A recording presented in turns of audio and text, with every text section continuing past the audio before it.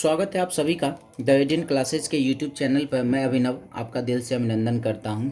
आज हम लोग परसेंटेज के कॉन्सेप्ट को फिर से आगे बढ़ाते हैं। आज का वीडियो छोटा ही होने वाला है क्योंकि कुछ ही सवाल हैं, उसको हम लोग डील कर लेते हैं। तो सबसे पहला सवाल हमारा ये रहा, चावल के मूल्य में 25% की वृद्धि होने पर उसके खपत में कितने प्रतिशत की कमी कर दी जाए ताकि खर्च अपरिवर्तित रहे।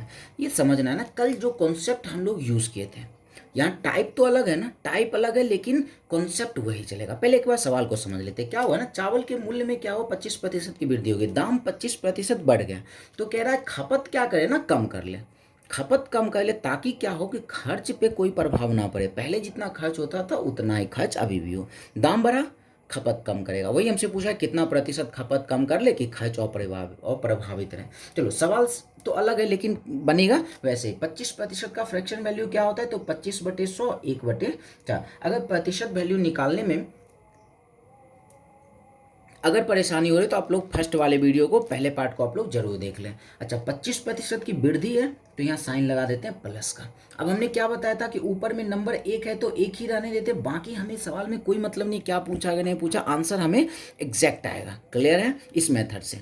चलो ऊपर में एक रखते हैं। अब नीचे क्या करते हैं ना, अगर यहाँ प्लस का साइन आया जो कि यहाँ से 25% की वृद्धि हुई, यहाँ से आया प्लस का साइन, अगर प्लस का साइन है तो दोनों को जोड़कर हम लोग नीचे रख लेते हैं और प्रतिशत बनाने के लिए 100 से गुना, तो 100 से कैंसिल हो जाएगा, 5 से 100 कैंसिल हो जाएगा, 20 बार में तो आ जाएगा 20%। क्लियर। चलिए फिर से एक सवाल देखते हैं।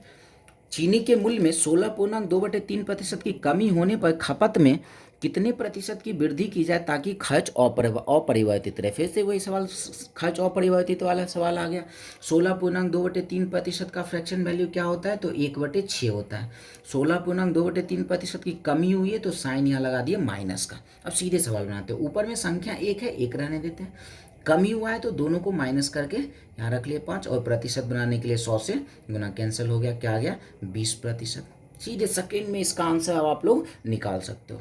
चलो अब आगे सवाल क्या है, किसी संख्या में पहले 30% की वृद्धि कर दी जाए फिर 30% की कमी कर दी जाए तो कुल कितने प्रतिशत की वृद्धि या कमी होगी। तो इसको दो तरीके से सॉल्व कर सकते हैं। हम ये कह रहे हैं पहले किसी संख्या में 30% का वृद्धि हुआ फिर 30% का कमी हुआ। हम ये कह रहे हैं कि कोई संख्या अगर 100 होगा, 30% पहले बढ़ा दिया तो हम लोग यहाँ निकाल कितना देंगे, 130%।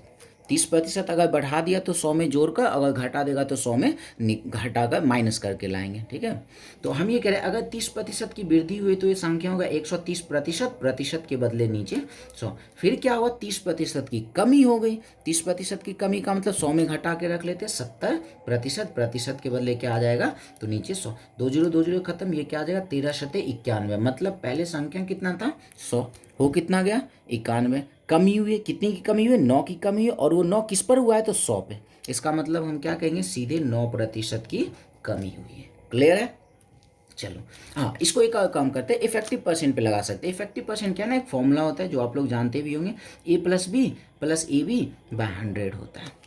ठीक है, ये आसान सा फॉर्मूला ये होता है। ए के जगह पे और बी के जगह पे यही नंबर रखा जाता है, प्लस में हो तो सॉरी वृद्धि हो तो प्लस में, कमी हो तो माइनस में।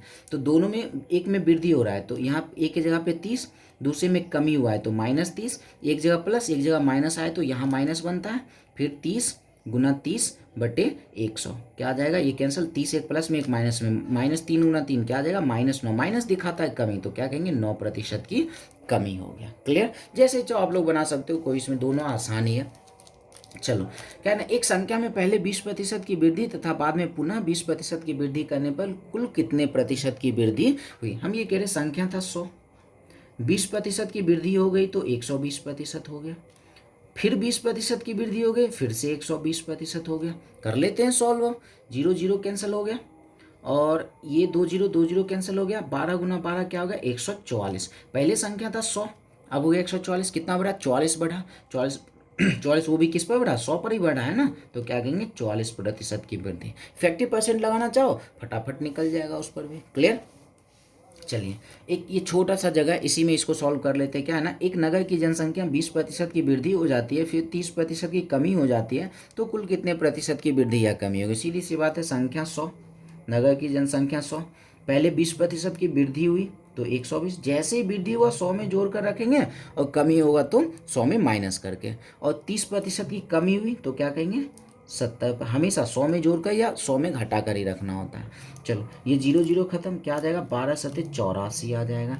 पहले 100 था अब 84 हो गया, तो कितने की कमी हो गई, तो ये कमी हो गई कितने की, ये कमी हो गई, अरे यार 10 में से 4 चला गया 6 और 9 में से 8 चला। कभी कभी माइंड डिस्टर्ब हो जाता है तो आसान माइनस भी जल्दी नहीं हो पाते हैं। तो ये क्या आ जाए 16%। तो ये 16 की कमी हुई किस पर 100 पे, तो हम क्या कहेंगे 16% की वृद्धि हुई। 16%, सॉरी पहले 100 था अब 84 हुआ, कमी हो गया ना, तो 16% की क्या कह देंगे कमी कह देंगे। क्लियर है। चलिए इसके लिए माफ़ी चाहते हैं, इसको हम एक बार में नहीं समझा पाए, सॉरी इसके लिए। चलिए फिर से सवाल देखते हैं। अब इसी टाइप का शायद सवाल होगा, इसको हम लोग डील कर लेते हैं। चलिए सवाल ये है कि एक वस्तु के मूल्य में 20% की वृद्धि होने पर उसने अपने खपत में 20% की कमी कर ली, तो कुल खर्च पर क्या प्रभाव पड़ेगा। भाई साहब सेम वैसे ही सवाल हो गए। अगर मानते कुल खर्च 100, पहले 20% वृद्धि हुआ तो 120%, प्रतिशत के बदले नीचे 100, फिर 20% की कमी हुई तो 100 में 20 घटा के 80%, के बदले नीचे 100, 2 जीरो 2 जीरो खत्म, ये आ जाएगा 12 8 96।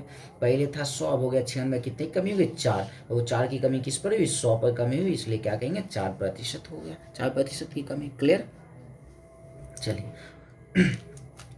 अब ये किसी संख्या में पहले 8% की वृद्धि तथा बाद में पुनः 8% की वृद्धि करने पर कुल संख्या पर कितने प्रतिशत का प्रभाव पड़ेगा। अच्छा इसको अगर बनाए ना, इस मेथड से बनाते थोड़ा कैलकुलेशन हो जाएगा, मतलब मल्टीप्लाई, वो भी आसान ही होगा बट मल्टीप्लाई थोड़ा सा आ जाता है। हम ये कह रहे हैं संख्या अगर 100 है, 8% की वृद्धि मतलब 108 हो गया, प्रतिशत के बदले नीचे 100, फिर 8% की वृद्धि, इसका मतलब फिर से 108 आ गया, 2 जीरो 2 जीरो कैंसिल, अब कैंसिल नहीं करेंगे, 108 को मल्टीप्लाई कर लेते हैं तो क्या मिल जाएगा 116.64 आ जाएगा, क्योंकि नीचे 2 जीरो है तो 2 जीरो के बाद पॉइंट लगा दिए। क्लियर। पहले 100 था अब 116.64 हो गया, तो कितना बढ़ गया 16.64 बढ़ा और इतने की क्या हो गई वृद्धि हो गई।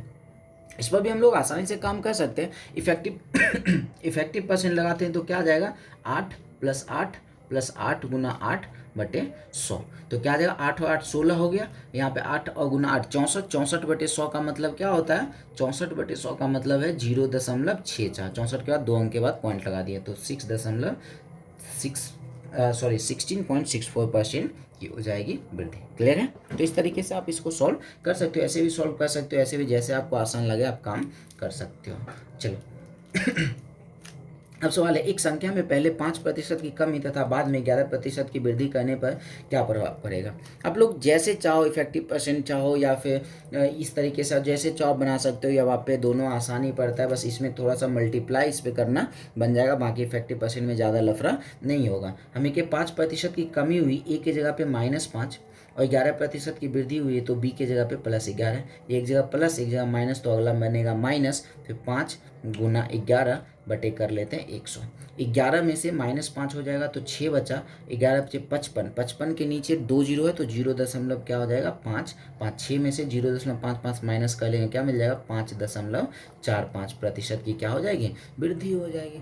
आप लोग उस कॉन्सेप्ट से लेके चलो तो वहाँ से भी आसानी से ही बन जाएगा, ये मल्टीप्लाई थोड़ा सा यहाँ करना पड़ जाएगा वो भी आसान हो जाएगा। क्लियर है।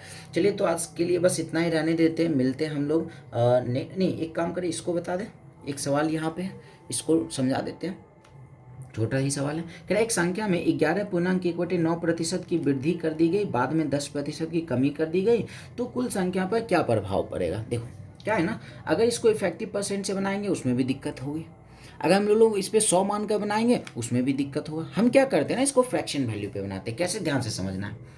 11.1/9% का फ्रैक्शन वैल्यू निकालो, निकालने के लिए हमने बता रखा है क्या मिलेगा 1/9, 1/9 का क्या है वृद्धि है तो यहाँ साइन लगा देते हैं प्लस का। क्लियर। अब आते हैं 10% की कमी हुई, 10% का फ्रैक्शन वैल्यू क्या होता है तो 1/10, कमी हुई तो साइन लगा देते हैं माइनस का। एक बात हमेशा याद रखना, नीचे वाला जो वैल्यू होता है ना वो ओरिजिनल वैल्यू होता है। हम कहेंगे पहले नंबर कितना था तो कहेंगे पहले नंबर 9 × 10, कहेंगे पहले नंबर था 90, संख्या था 90। अब क्या हुआ 9 था 1 की वृद्धि हो गई तो संख्या कितना हो गया 10, 10 था 1 की कमी वृद्धि कहाँ से ला रहे हैं, ये साइन से ला रहे हैं।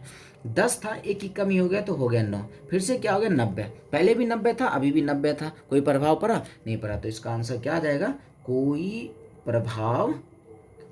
प्रभाव नहीं पड़ा।